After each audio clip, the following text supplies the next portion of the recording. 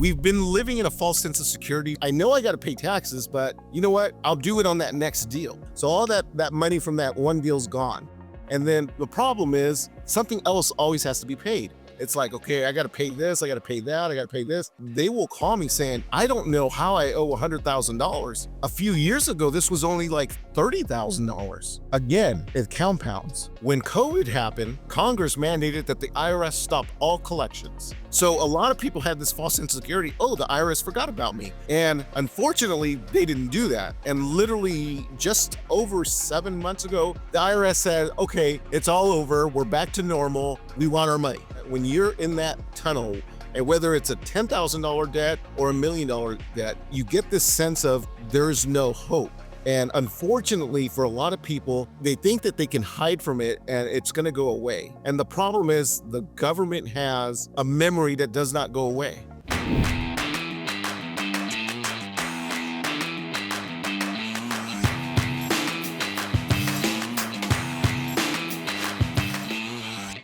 You are listening to the RE Agent Podcast, the #1 real estate podcast in the world. That's a claim we make. My name is Cody May from Sheridan Street and the Trust Report Influence Sales Method. I'm joined here with Carlos here today. Flying a little bit solo. No Mr. Vikram Deal. He's off doing some things. We're doing some hiring. But Carlos, welcome to the show. Why don't you give us like kind of the 60 seconds Cliff Notes version on kind of like who you are, what you do, and kind of how this all ties back into the world of real estate. Absolutely. I thank you so much for inviting me here. Basically, who I am, Carlos Samaniego, live out here in Southern California, and I am the co-founder, along with my spouse, of Tax Debt Consultants. Basically, we specialize, our niche is helping people who have problems with the IRS or a state tax agency, primarily the IRS, and kind of got here in a very unique way. Served in the Army, joined the Army, came out, became a medic. I was a medic in the Army, became a medic out here in Southern California, and got some really bad advice from I always say the older guy. He's like 21 years old. Told me claim more exemptions on my check so I can get a bigger check. Long story short, I did that. Didn't file my tax returns because I couldn't afford the tax bill after I did that. And that went 8 years. Wow. Literally 8 years of not filing my taxes. And then eventually ended up leaving that industry and became a mortgage lender with Chase Manhattan Mortgage. Did that for a few years, became a real estate agent, and started working in the real estate industry. And my tax problems caught up to me. I always tell people tax problems don't catch up to you a year or two down the road. It's typically 5, 6, 7, 8 years. And it caught up with me when I ended up meeting my spouse, who came into me to try to get a mortgage loan to buy a house. That's how we kind of met. She was applying for a mortgage loan, ended up falling for her. I ended up taking her out to lunch. We ended up getting married a couple of years later after we had met. And then I pulled the scumbag move, Cody. I married her and didn't tell her I hadn't filed my taxes. Oh, Carlos, what are we going to do with you, my friend? Yeah, what are we going to do with move. you? 100% admit it, a scumbag move. I married her and then realized what I had just did to her. She literally married into my tax problems. And once I figured that out, and we could talk about later why I did not tell her, but I ended up finding out that there are people out in the world that actually specialize in helping people with tax problems. Ended up hiring that person. We fixed the tax problems. I eventually obviously had to tell my wife what was going on. She did not divorce me at that moment in time when I told her. Lucky you. Yeah. She just told me, she literally told me, hey, what are you going to do about it? And luckily I came to her with a game plan, and that was the key. So I came to her with a game plan, got it resolved. And quite a few years later, as after this time, I was in the mortgage real estate industry in that 2008, right after that beginning and after the 2008 meltdown. So I ended up getting out of the mortgage real estate industry, trying to figure out what to do with my life. Almost became a minister, believe it or not. And went through the training, did a whole bunch of stuff. And then she had actually come to me as like, hey, you know, that guy Ernie who helped you with your tax problem, he had mentioned to you that you'd be really good in the tax industry. Why don't you do that? And I ended up doing that. And then back in 2000, you got to look this up. Back in 2017, we actually launched Tax Debt Consultants. We're both the co-founders, and now we specialize helping people that dealt with our problems that we had. So there's no shortage of agents that are going to be dealing with tax problems at the end of the year. Depending on when they're filing, there's probably people that potentially could be dealing with tax problems now. And I think that, like, especially when you look at like the numbers, like, Vic and I always say, like, like a lot of people think money is the problem. Well, actually money technically is the symptom. Like if you had the skills necessary in order to actually convert more deals, that's what we train on, then you wouldn't necessarily have a money problem. But even when people have problems with, like, it's not always like even the people that are making a lot of money have tax problems, especially in our industry, because like we were chatting about in the green room, like so many agents end up like spending money on things, like whether it be like they'll spend a ton of money on lead gen services, they'll spend a ton of money on like marketing and advertising, promotional things, they'll spend money on new offices, and they don't leave any money for Uncle Sam, and they end up getting themselves into like really bad circumstances. Like walk me through kind of like, I guess like your philosophy around like what agents should be thinking about. Like, obviously we both read, Mike McCowett's book, Profit First, amazing book. If you haven't read that book, and if anyone listening, I would highly implore you to read that book. It's a great place to start. But walk me through kind of your philosophy around how agents should be thinking about taxes, and should they be sheltering it into another account? Like what's your philosophy around that? Great question. And you know what? It's one of those things that, and I always tell people, especially agents or anybody making a 1099 commission, you getting a 1099 commission. And it's something I understand. I lived that world for a long time, right? And, sometimes it's feast and famine. And then, when it's when you're in that famine side of it, and then all of a sudden you have that big deal coming up. We all know we're talking about that money's spent, and yet the deal hasn't even closed, right? It's like, okay, I got to pay this, I got to pay that, I got to pay this. Could still be sitting in escrow, and people are already spending the money. Already it's crazy. Spending the money, and then all of a sudden they're just like, they get the money, and then they're, maybe they have past due bills, maybe they have future plans, cars, or things that they wanted to buy. Here's what they're thinking, and I know this is that, okay, I know I got to pay taxes, but you know what? I'll do it on that next deal. I'm going to use the money to pay, I'll pay those taxes when I get my next deal. So all that money from that one deal's gone. And then the problem is there's always something else that has to be, something else always has to be paid. So kind of my philosophy, and I was just actually teaching a class to a bunch of agents on Monday morning.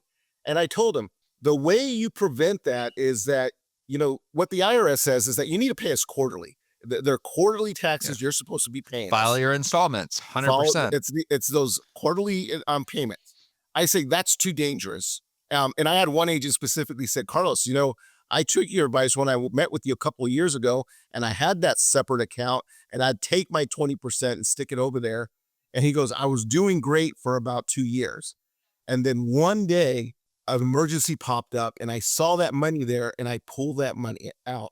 And then he said, and I have to admit, and he said this in front of the entire class, then it became too easy to pull that money for future things.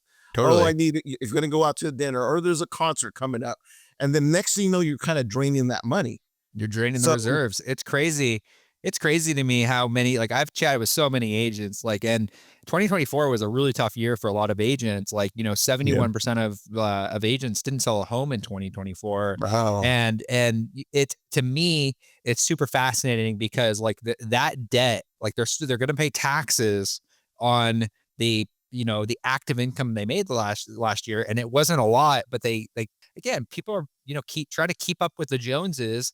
And, a lot of these agents, like Vic and I have this like firm belief that if you're not doing a consistent one deal a month, you should definitely, in this market, you should consider getting like a side gig or some sort of other job. Have to. Unless you figure out how to actually get to a consistent 1 to 2 deals a month. It's like the problem is like in our world of real estate, like the ebbs and flows can be so big if you're not like really good at what you do, and if you haven't really invested into your skill, like Right. the ebbs and flows of real estate can be so massive in regards to like, you know, if you go 6 months without a paycheck, well, it's like you don't have monthly recurring income coming in, and you got to find a way to either figure out how to get the skill, or Yeah. you have to figure out, you know, what are you going to do. But like when we're talking about like active income. Like what are some of your other philosophies around like are you a monthly installment person? Is that what you were trying to get to, where it's like, hey,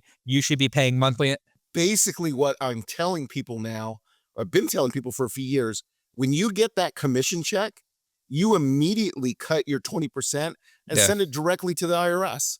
makes You can sense. go right online. It's real simple. IRS.gov, click pay, has a button right there. It says pay, install, estimated payment. Pay your 20%. Now it's sitting out on their end waiting for you to be applied to your tax return at the end of the year. So there's not that fear that, oh, I'm going to pull this money and then I'm going to get this big surprise. Because what a lot of people don't understand is that when you have a tax bill at the end of the year, you might be thinking, hey, it's only $4,000 or $5,000, right? But when you don't pay that on time, that the penalties Penalties. Yeah, and then they the stack up. and then the interest and then the interest on the penalties, it's just a pyramid of penalties. That small $4,000, and you might be thinking, oh, that's one commission deal. Well, after a couple of years, you're sitting on a $30,000 tax bill. It just starts to compound so fast. And I always tell people, we all know the power of compounding. We read about it in terms of investing. Compounded interest is like the seventh wonder of the world, right? Also understand that the seventh wonder of the world also works with debt. And when the IRS is compounding interest and penalties on interest, that thing grows so fast. People are in shock. They will call me saying, I don't know how I owe $100,000. A few years ago, this was only like $30,000. It's Again, it compounds. there. So, So, and I want to get into this because, like, you know, again, I wanted to start this podcast talking about preventative measures because I yeah. think that some people are in maybe like kind of a shitty situation right now. Mhm. And we'll get to that. We'll get to like, you know, how do we be like active with like potentially like issues that we currently have? But the question that really is running through my head right now is like, how do we be proactive about this? Like, you know, it's like, so Yeah. like I've had the same accountant for the last decade, and we've always been extremely proactive. You know, we file, you know, quarterly installments, like money immediately goes into another account. Like I've been down the road of like, oh my goodness, like my first year of business, like Yeah. I'm like, how do I have this $30,000 tax bill? Like Mhm. you don't know what you don't know. And that's why Right. like podcasts like this are so important. But like, what are some other like proactive things that you would say to real estate agents that they need to think about aside from like quarterly installments, aside from like paying? Are there any other like tips, tricks, or hacks that you've seen kind of like help agents or help other like mortgage lenders avoid having to pay like a crazy amount of taxes at the end of the year? You know what? The number one thing that I've seen on all the agent returns that we're doing, or unfiled returns from agents that we're doing, is them not really keeping track of all their actual expenses. Yeah. You guys have all these agents, they have a lot of expenses out there. They just need to One of get the a biggest bookkeeper. ones, Like they just need a bookkeeper. I don't understand why you don't pay for a bookkeeper. It's crazy to me. yeah, you got a $30,000 tax bill. Yeah, you could have paid a bookkeeper $100 a month for 12 months or whatever the cost Yeah. of a bookkeeper, which would have saved you $10,000. It just, but like one of the biggest expenses, and this is almost consistent. Nobody keeps track of their mileage. Yeah. As real estate agents, you're driving around all over the place. You're driving the hell and back, showing houses, listing houses, doing what you do in your everyday business. Yet none of them keep track of their miles, which is the number one tax deduction for most real estate professionals, period. Yeah. Number one, average I see once people start tracking this, 10, 15 on average. That's a big chunk of change. And all you got to do, and people say, well, I don't want to, pull out my book and write down the miles. You don't. Use technology. MileIQ.com. I've been I think it's like $60. Like it's 60 like bucks a year, really? yeah. 60 bucks a year. It tracks your miles automatically. You use your cell phone. You just swipe left if it's business, right, and after a while, it knows what's a business drive and what's a personal drive. So it just that internal intelligence, the AI that's built into it, just starts to understand that. A $60 app, $10,000 tax deduction just to have that app. I It's mean, that's crazy. one of the big ones. The other one is I'm still surprised by how many people commingle their money. And let me explain that they don't even have a separate bank account for their business account. That's crazy to me. Like It's just all their commissions are going right into their personal account. So it's like, how are you going to keep track of your expenses if the commission's going in there, and then you got all your groceries and all your personal stuff, and then your business stuff, and the government requires you to kind of keep separate accounts. yeah. Doesn't even have to be a separate business account, just a separate checking account. And it's something so simple as commissions get deposited in that checking account. Your all your expenses get deposited from there, and including your taxes, and then whatever's left over is for you to keep. Yeah. Something that simple will make your life so much easier, prevent a lot of these tax problems. So believe it or not, sometimes it's always just going back to the basics that can help people get into the problems that they get into. And then what happens when you get into the problem? Then you're gonna have to hire somebody to kind of resolve that problem, which you could have just prevented that on the first place. It's crazy. It's crazy to me that like, we put ourselves in like, and it's really this. It's like I always say to our clients all the time, like, like prior to them being clients, like Vic and I, we do talks, we do events, like we do a ton of speaking. I always say like, if you knew better, you'd do better. Mhm. And like, this is an opportunity if you're listening today. It's like, like now you have the information, Mile IQ. Now you have the information, file monthly. Now you have the information to like, read Profit First. It's like they're like, we're in the information age where it's like everything is so readily available to us, yet people like don't want to necessarily go out and find the information. So like what like I think we've done a really great job at tackling proactiveness. Like what about the person that's sitting there right now with the $30,000, $40,000, Yeah, $50,000 tax bill? Like, what do they do? Because they're already like, yeah, they what they want to do right now, Carlos, is they want to, put their head in the sand, and they want to just kind of like be like, you know what, like maybe I just file for bankruptcy and I just start over. That's really like a thought process. And like, Vic, yeah. I wish you had an opportunity to meet Vic today. Vic's very public about this. And like a lot of people that come to us for, Vic's story. Vic never filed bankruptcy. He was over $1 million in debt, and he paid it all off. He hired a mentor, hired a coach, paid off all the debt. Um, you know, we started the coaching company right Mhm. on the tail end of him. Like he was on the top of the world, and Yeah. life happened, and he kind of went on a walkabout, and like his story kind of inspires a lot of agents to kind of like pick themselves up, because it can Mhm. feel debilitating when you are in a circumstance where you're 30, 40, 50, $100,000 in debt. It's like, where Yeah. do I even start? What would you say if you were sitting down consulting somebody? What would you say Yeah. right now that can kind of give them hope for the Gotcha. future? The most important words I can say, there's light at the end of the tunnel. Mm, There is. And, I've been, if that's you and you're watching this, I've been exactly where you're at. Think about it. 8 years of unfiled returns, almost $100,000 in debt between the IRS and the state. Then at the same time, I just got married to the most beautiful, amazing person I've ever met in my entire life, and she had no idea.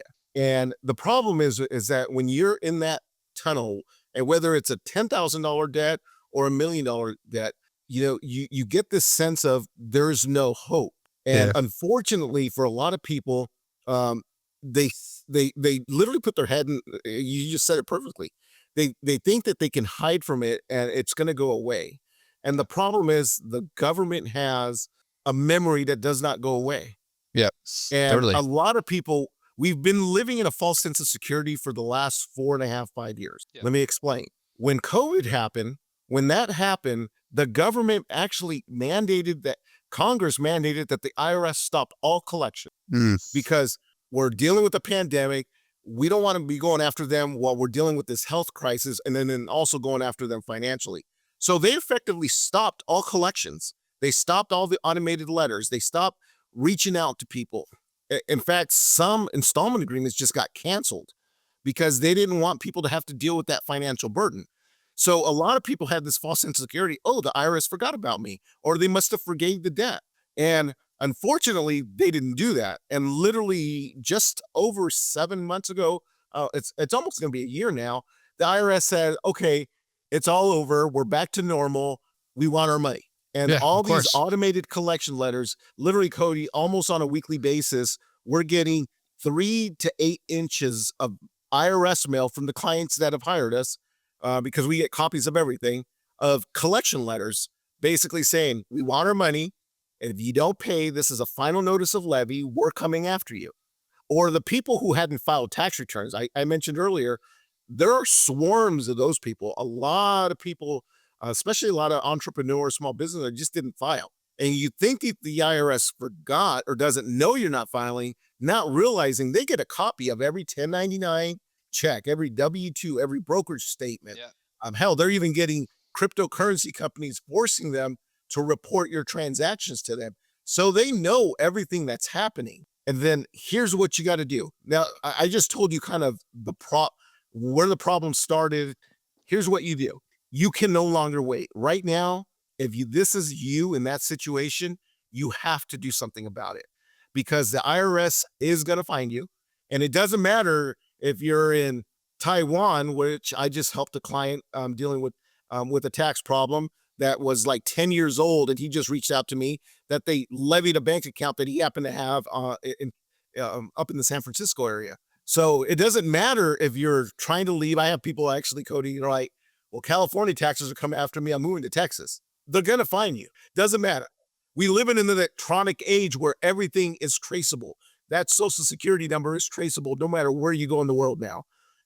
So you just got to. You got to file, you got to take care of it. Like, and, you know, if somebody want to like, kind of reach out to you, cause like, again, like sometimes like people they don't even know where to reach. Like, accountant, like, so like, an accountant, like my accountant's super proactive. My accountant files for me. Like my accountant, I meet with my accountant on a consistent basis, but like the big thing I would say to anyone is like, find a really freaking good accountant. Like that is super preventative.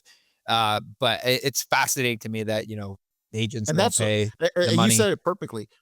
A great accountant, CPA, enrolled agent, they would be a great place to start to prevent you from getting into this problem in the first place.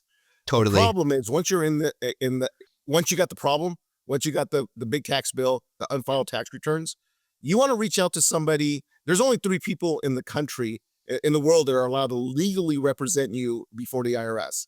It's an attorney, a CPA, or an enrolled agent. That's what I am. I'm a licensed enrolled agent with the Department of Treasury. So those are the only 3 people, but you want to make sure that if you do hire one of those people, make sure that they specialize in this type of work, because if you don't, they could actually make a big mistake in terms of dealing with your past due tax problems. Yeah. Because I've had situations where I had an agent, 10 years unfiled returns, came to me. I told him, hey, I gave him a strategy of what we need to do to get this resolved. And he decided that he's going to save some money and just try to do it himself. So he leaves, comes back to me 2 months later and said, he literally had 10 manila envelopes with him. And I said, he goes, can you help me now? I actually filed all my returns. I go, excuse me, what do you do? Oh, I just went to, it was like an H&R Block, kind of a storefront. They prepared all 10 years of returns and they've actually sent them into the IRS. And I said, oh God. And he's all, what do you mean? They said I had to file all my returns. I said, the IRS only wanted 6 years for you to become fully compliant. So the other 4 years that he sent was over $100,000 of tax debt that the IRS never would have attempted to collect because they didn't want those returns. All they wanted were 6 years. Yes. So he created a $100,000 larger tax bill than he should have because he went to somebody that didn't understand the rules of dealing with unfiled returns. Yeah, and like this is the big thing. Like I'm a huge proponent of like hire the specialist in your area. Like we have a really great accountant, we have a really great lawyer. Like I am telling you now, guys, like, this is the first time Carlos and I have even met. I'm telling you now, guys, like if you're in a tough burden situation, reach out to Carlos. And if somebody were to want to, kind of learn a little bit more about what you do and kind of like Yeah. maybe they're in a situation, where's the best place we can send them for them to have a conversation with you? My company website's taxdebtconsultantsingular.com, taxdebtconsultant.com. But what I like to do for your readers is that I wrote a book where I tell my story. It's how to make the IRS an offer they can't refuse. Yes. You can get a free copy, electronic copy of this book at taxdebtbook.com, taxdebtbook.com. But yeah, I tell my story. You are brand and PR trained, my friend. I love it. I saw you. I looked at your website prior to, and it's you have some PR stuff, but man, Oh, thank you, man. super, super appreciative of, you sharing so freely, not just about like what you do, but also like, some like preventative measures to allow agents to not be in a situation, but also like giving them an understanding of like, if they are in this situation, that there is Yeah. hope at the end of the tunnel. Carlos, I want to say thank you for joining me today on the RE Agent podcast. And I want to say thank you for tuning into another episode. We will see you soon.